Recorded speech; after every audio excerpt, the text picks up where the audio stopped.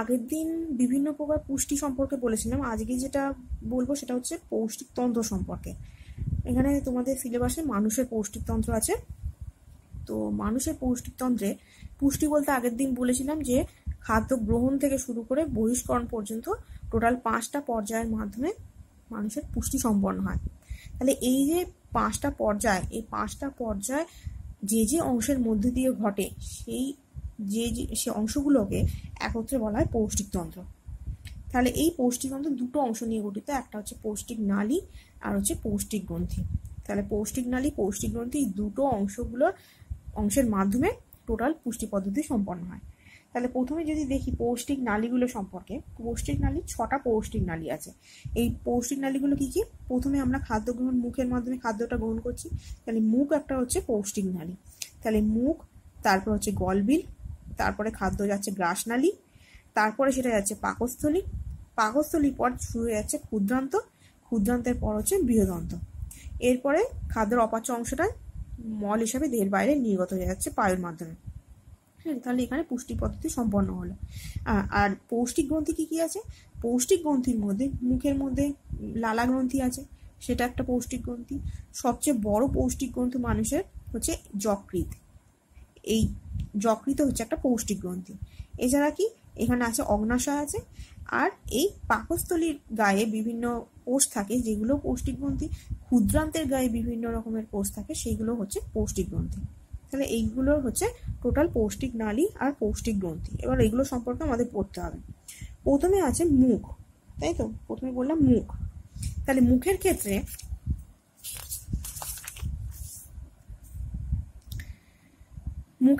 আমাদের মুখের মধ্যে দুটো অংশ থাকে, একটা হচ্ছে ভেস্টিবিউল আর একটা হচ্ছে মুখবিবর। ভেস্টিবিউল হচ্ছে যেখানে দাঁতগুলো যেখানে আটকানো থাকে সেইগুলো, সেটা হচ্ছে ভেস্টিবিউল। আর ভেস্টিবিউলের ভিতরের দিকে যে অংশটা, বড় প্রসারিত যে অংশটা ভিতরে, টোটাল অংশটা হচ্ছে মুখবিবর।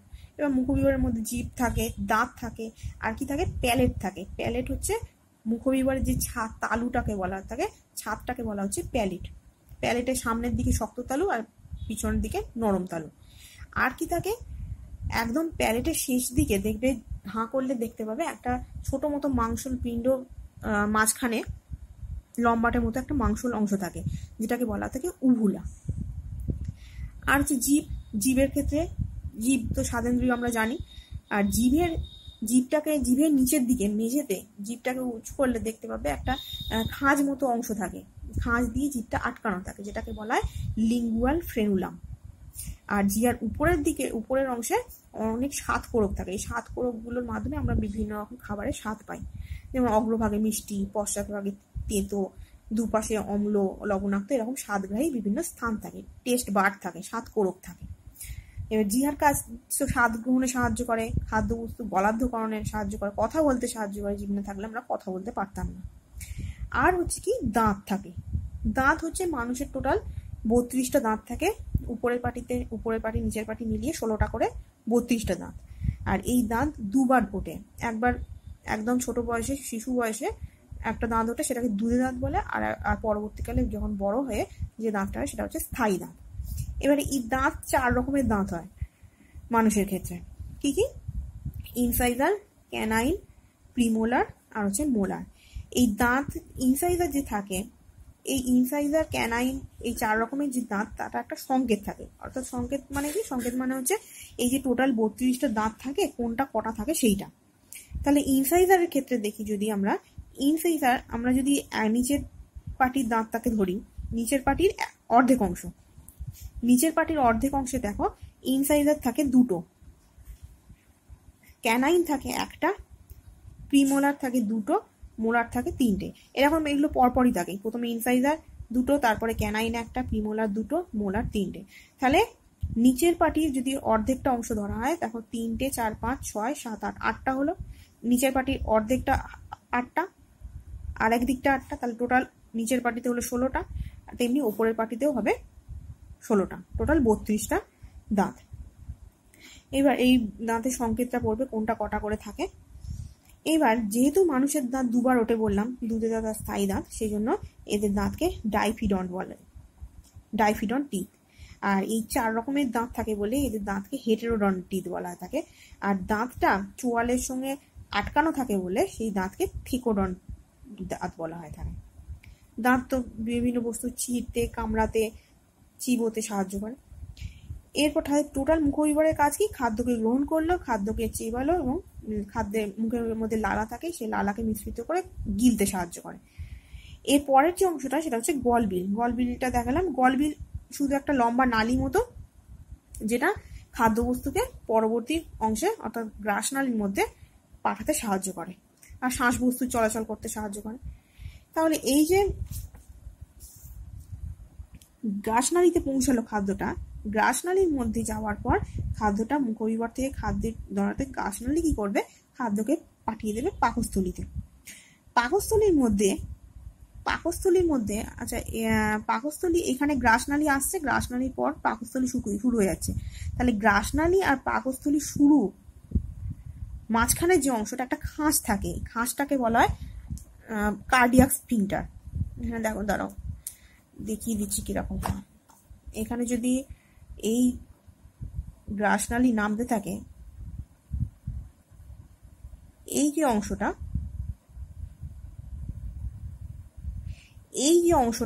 অংশটাকে বলা হয় থাকে কার্ডিয়াক স্ফিংটার। ঠিক আছে?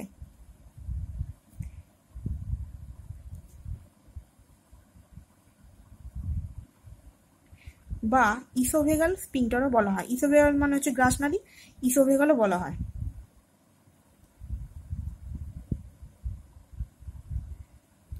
ইসোভেগাল স্ফিংটারও বলা হয়ে থাকে। ঠিক আছে? তাহলে এই খাঁজটাকে বলা হয় কার্ডিয়াক স্ফিংটার বা ইসোভেগাল স্ফিংটার। এরপর পাকস্থলী যখন শেষ হচ্ছে, সেই পাকস্থলীর শেষ অংশে এইখানেও একটা খাঁজ থাকে, যেটাকে বলা হয় থাকে পাইলোরিক স্ফিংটার। Pyloric sphincter. ঠিক আছে? এই পাইলোরিক স্ফিংটারের পর থেকে ডিওডেনাম শুরু হয়ে যাচ্ছে। বোঝা গেল? তাহলে এটা হচ্ছে কার্ডিয়াক স্ফিংটার আর এটা হচ্ছে পাইলোরিক স্ফিংটার। এগুলোর কাজ কি হয়? কার্ডিয়াক স্ফিংটার কি করবে? কোনো পাকস্থলী যে সমস্ত পাকস্থলীর জিনিসপত্রকে এদিকে গ্রাসনালীর মধ্যে যেতে বাধা দেবে। অপরদিকে পাইলোরিক স্ফিংটার কি করবে? এখানে এই ডিওডেনামের মধ্যে যে সমস্ত জিনিসপত্র সেগুলোকে এখানে আসতে দেবে না, বা এখানে যে জিনিসপত্রগুলো সেগুলো যাতে সব কিছু এখানে না চলে আসে সেটাকে বাধা দেবে। এটা হচ্ছে এই কার্ডিয়াক স্ফিংটার আর পাইলোরিক স্ফিংটারের কাজ। ঠিক আছে? এরপরে যেটা আছে পাকস্থলী। আচ্ছা, এই পাকস্থলীর মধ্যে শুধুমাত্র প্রোটিন আর ফ্যাট জাতীয় খাদ্যের পরিপাক হয়। ঠিক আছে? অন্য কিছু হয় না। তাহলে কার্বোহাইড্রেট, প্রোটিন, ফ্যাট 3 রকমের খাদ্য আছে। 3 রকমের মধ্যে ওই মুখবিবরের মধ্যে শর্করা জাতীয় খাদ্যের পরিপাক হয়, আর পাকস্থলীর মধ্যে প্রোটিন আর ফ্যাট জাতীয় খাদ্যের পরিপাক হয়। খাদ্য পরিপাক এছাড়াও এই পাকস্থলী থেকে বিভিন্ন রকমের এনজাইমও খরিত হয় এখানে খাদ্যকে পরিপাক করার জন্য। তাছাড়া বিভিন্ন প্রকার জল, স্যালাইন, এগুলো গ্লুকোজ এগুলো শোষিত হয় পাকস্থলীর মধ্যে, শোষণেও সাহায্য করে। এরপরে যে অংশটা ক্ষুদ্রান্ত শুরু হলো, ক্ষুদ্রান্ত শুরু হবে এইখান থেকে। অর্থাৎ ক্ষুদ্রান্ত প্রথমে অংশ হচ্ছে ডিওডেনাম, এই অংশটা হচ্ছে ডিওডেনাম। ডিওডেনামের পরবর্তী যে অংশটা এইখানটা যেটা থাকে সেটা হচ্ছে জেজুনাম, মাঝের অংশ। আর জেজুনামের লাস্টের দিকে যে অংশটা সেই অংশটা হচ্ছে ইলিয়াম। এখানে আলাদা করে তোমাদের এখানে দেওয়া নেই। প্রথমে ডিওডেনাম, তারপর জেজুনাম, তারপরে লাস্টের দিকের অংশটা ইলিয়াম। ইলিয়ামের একদম শেষ ভাগ যুক্ত হয়ে যায় হচ্ছে এই বৃহদন্তের সঙ্গে। তাহলে এই যে ক্ষুদ্রান্তের এই অংশটার কাজ হচ্ছে এর মধ্যে কার্বোহাইড্রেট, প্রোটিন, ফ্যাট 3 প্রকার খাদ্যই পাচিত হয়। আর পাচিত সরল অংশ শোষিতও হয়। এখানেও পাচিত হয়, শোষিত হয়। তাহলে এইখানে ইলিয়ামের শেষ অংশটা যুক্ত হয়ে যাচ্ছে বৃহদন্তের সঙ্গে। বৃহদন্তের প্রথমে যে অংশটা সেটা হচ্ছে সিকাম। এখানে সিকামের পয়েন্ট করা নেই, এখানে করে নেবে। এই যে অংশটা সেটা হচ্ছে সিকাম। ঠিক আছে? তাহলে ইলিয়ামের শেষ অংশ সিকামের সঙ্গে যুক্ত হয়। তাহলে প্রথমে সিকামের পর অংশ হচ্ছে বিভিন্ন প্রকার কোলন, অর্থাৎ প্রথমে হচ্ছে অ্যাসেন্ডিং কোলন, তারপর হচ্ছে ট্রান্সভার্স কোলন, তারপর হচ্ছে ডিসেন্ডিং কোলন। ডিসেন্ডিং কোলনের পর একটা কার্ভ মতো অংশ থাকে যেটাকে বলা হয় সিগময়েড কোলন। সিগময়েড কোলনের পর অংশ একটা লম্বা মতো নলের মতো অংশ, নালীর মতো অংশ, যেটা পায়ুনালীর সঙ্গে যুক্ত হয়, সেটা হচ্ছে মলাশয়। মলাশয়ের পর পায়ুনালী, পায়ুনালীর শেষে একটা ছিদ্র থাকে যেটাকে বলা হয় পায়ু ছিদ্র। হলো। তাহলে আর এখানে একটা অংশ আছে দেখা যাচ্ছে, দেখো অ্যাপেন্ডিক্স বলে। অ্যাপেন্ডিক্স হচ্ছে একটা ভার্মিফর্ম অ্যাপেন্ডিক্স থাকে, যেটা হচ্ছে একটা নিষ্ক্রিয় অঙ্গ, যেটা গিনিপিগের ক্ষেত্রে এটা সক্রিয় হলেও কিন্তু মানুষের ক্ষেত্রে একটা নিষ্ক্রিয় অঙ্গ, এর কোনো কাজ নেই, এর কোনো কাজ আজ পর্যন্ত জানা যায়নি। ঠিক আছে, সেই জন্য এটা হচ্ছে একটা নিষ্ক্রিয় অঙ্গ রূপে এখানে মানুষের ক্ষেত্রে রয়ে গেছে। এবার অনেকের ক্ষেত্রে বলা হয় না যে অ্যাপেন্ডিক্সের অপারেশন হয়েছে, কারণ এটার মানে কি, অ্যাপেন্ডিক্স সবারই থাকে, সবারই নিষ্ক্রিয় অবস্থায় সবারই থাকে, খুব ছোট একটা অংশ। কিন্তু এটা কি, যখন অ্যাপেন্ডিক্সের যদি কোনো ইনফেকশন হয়ে যায় বা কোনো ব্যাকটেরিয়ার কারণে কোনো ইনফেকশন হলো বা কোনো ইনফেকশনের ফলে সেটা খুব ফুলে গেল অ্যাপেন্ডিক্সটা, বা সেখান থেকে যন্ত্রণা হতে শুরু করলো, তখন ওই অ্যাপেন্ডিক্সের অপারেশন করাতে হয়। এটা কেটে বাদ দিলে কোনো ক্ষতি হয় না মানুষের। ঠিক আছে, সেটা হচ্ছে অ্যাপেন্ডিক্স। তাহলে এইটা হচ্ছে বৃহদন্ত্র। এই বৃহদন্ত্রের মধ্যে বললে তাহলে কোলন, এই যে বিভিন্ন প্রকার কোলনগুলো আছে, এই কোলনের মধ্যে মল উৎপন্ন হয়, সাময়িকভাবে জমাও থাকে এবং তারপর এখানে মলাশয় পায়ের মাধ্যমে দেহ থেকে নির্গত হয়ে যায়। এরপর আসছি পৌষ্টিক গ্রন্থিতে। পৌষ্টিক গ্রন্থি বলতে প্রথমে যেটা বললাম লালা গ্রন্থি। লালা গ্রন্থি মানুষের মুখবিবরের মধ্যে বিভিন্ন প্রকার লালা গ্রন্থি থাকে। একটা হচ্ছে প্যারোটিড গ্রন্থি। প্যারোটিড গ্রন্থি থাকে হচ্ছে কানের তলায়, কানের এই অংশটা দেখো, এটা হচ্ছে প্যারোটিড গ্রন্থি। এরপর আর একটা গ্রন্থি থাকে যেটা হচ্ছে সাবম্যাক্সিলারি গ্রন্থি।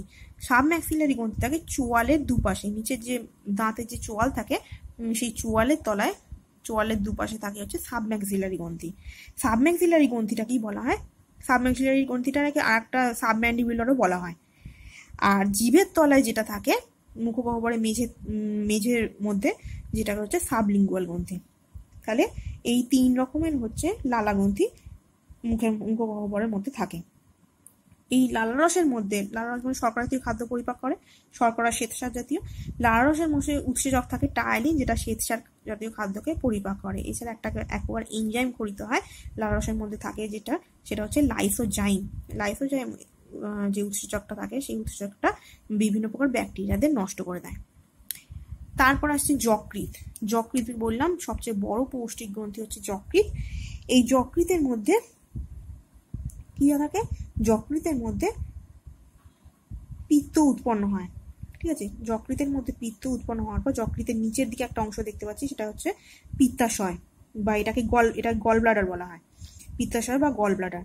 তাহলে যকৃৎ থেকে দুটো নালী নির্গত, একটা ডান নালী একটা বাম নালী। এই ডান যকৃৎ আর বাম যকৃৎ নালী যুক্ত হয়ে একটা সাধারণ যকৃৎ নালী গঠন হয়। এই সাধারণ যকৃৎ নালীটা এই পিত্তাশয় থেকে একটা নালী নির্গত হয়, যেটাকে বলা হয় সিস্টিক নালী। এই দুটো নালী, সাধারণ যকৃৎ নালী আর সিস্টিক নালী, দুটো একসঙ্গে যুক্ত হয়। দুটো একসঙ্গে যুক্ত হয়ে এখানে অগ্নাশয় যে থাকে, অগ্নাশয় যে মেন নালীটা, অগ্নাশয় নালীর সঙ্গে যুক্ত হয়ে যায়। ঠিক আছে, এবার এই অগ্নাশয় নালীর সঙ্গে তাহলে একটা পিত্তনালী গঠন করলো। পিত্তনালীটা এই অগ্নাশয় নালীর সঙ্গে যুক্ত হয়ে এখানে বলেছে না hepato pancreatic ampulla. Hepato pancreatic ampulla হচ্ছে মানে যেখানটা মিশ্রিত হয় দুটো নালী, একটা সাধারণ যকৃৎ নালী আর হচ্ছে সাধারণ পিত্তনালী আর হচ্ছে অগ্নাশয় নালী, দুটো যুক্ত হয়ে যেটা ডিওডেনামের সঙ্গে যুক্ত থাকে, সেইখানটা হচ্ছে হেপাটো প্যানক্রিয়াটিক অ্যাম্পুলা। হলো। এবার তাহলে এই পিত্তাশয় যকৃৎ থেকে, তো পিত্তাশয়ের কাজ কি হবে, পিত্ত জমা করা। যকৃৎ থেকে পিত্ত উৎপন্ন হলো, পিত্তাশয় জমা হলো। এবার পিত্তাশয় জমা হওয়ার পর সেটা এই এর মাধ্যমে, অগ্নাশয়ের মাধ্যমে ডিওডেনামে চলে যাবে। এই পিত্তাশয়ের কাজ হচ্ছে পিত্ত লবণ, যেটা এই ফ্যাট জাতীয় খাদ্যকে পরিপাকে সাহায্য করে, ফ্যাট জাতীয় খাদ্যকে ভাঙতে সাহায্য করে। সেই জন্য অনেকের গল ব্লাডারের অপারেশন হয়। গল ব্লাডারের অপারেশনের কারণ এটার মধ্যে যদি গল ব্লাডারে কখনো যদি কোনো স্টোন জমা হয়, বা এর মধ্যে যে পিত্তটা থাকে, পিত্তটা বের হতে পারছে না, নিষ্কাশন হতে পারছে না ঠিক মতো, তখন কি করে গল ব্লাডারের অপারেশন করে গল ব্লাডারটা বাদ দেওয়া হয়। এবার এই গল ব্লাডার বাদ দিলে বিশেষ কোনো অসুবিধা হয় না, কিন্তু এই ফ্যাট জাতীয় বললাম, ফ্যাট জাতীয় কিছু অসুবিধা হয়, কারণ ওই ফ্যাট জাতীয় খাদ্যটা পরিপাক করতে পারে না। সেই জন্য ফ্যাট জাতীয় যে খাদ্যগুলো আছে, বেশি তেল মশলা ঝাল, এই সমস্ত খাদ্যগুলো রোগী খেতে পারে না, বা কম খাওয়া উচিত এই সময় বলা। ঠিক আছে, আর কি যকৃতের মধ্যে কুফার কোষ থাকে যা রোগ জীবাণুদের ধ্বংস করে।